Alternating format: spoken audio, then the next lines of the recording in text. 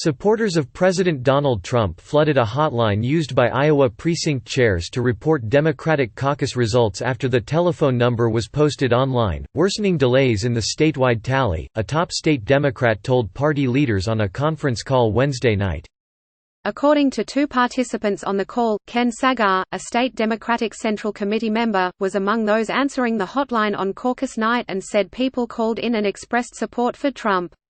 The phone number became public after people posted photos of caucus paperwork that included the hotline number. One of the people on the call said, "The phone call Wednesday night between the Iowa Democratic Party staff and State Central Committee, the party's elected governing body, came as the party was still counting results.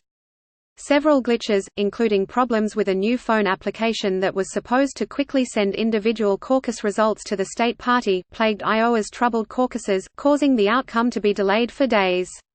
More than 48 hours after caucusing began, the party had reported results from 96% of precincts and the race was too close to call." Sagar, who is also president of the Iowa AFL-CIO, declined to comment when reached by Bloomberg News. Troy Price, the chairman of the Iowa Democratic Party, alluded to interference on the conference call. Earlier, inside the epic Iowa meltdown that paralyzed 2020 Democrats. On Thursday morning, the Iowa Democratic Party confirmed it experienced an unusually high volume of inbound phone calls to its caucus hotline, which included supporters of President Trump who called to express their displeasure with the Democratic Party. The unexplained, and at times hostile, calls contributed to the delay in the Iowa Democratic Party's collection of results, but in no way affected the integrity of information gathered or the accuracy of data sets reported, the party statement said.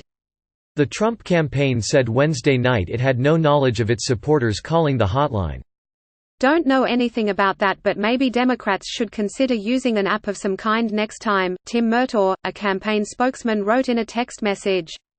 Democrats are engulfed in the worst election embarrassment in modern history and they're looking for someone to blame. It's pathetic. Murtaugh added Thursday. When the phone application malfunctioned, precinct chairs turned to the telephone hotline to get the results to the Iowa Democratic Party. Many were placed on long holds and some gave up.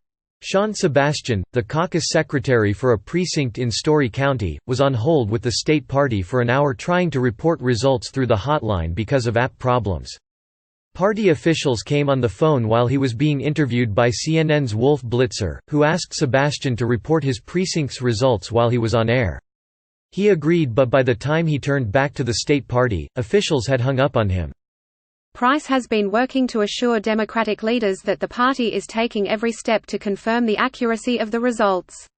On Tuesday, he sent an email to the State Central Committee, outlining the steps the party has taken. "As you know, this has been a challenging few days for our team and our state party," Price wrote. Media accounts tell part of the story. Technical issues and new reporting requirements caused delays and confusion. What received less attention by the media was the deliberative and cross-functional approach we brought to preparing for and solving these challenges.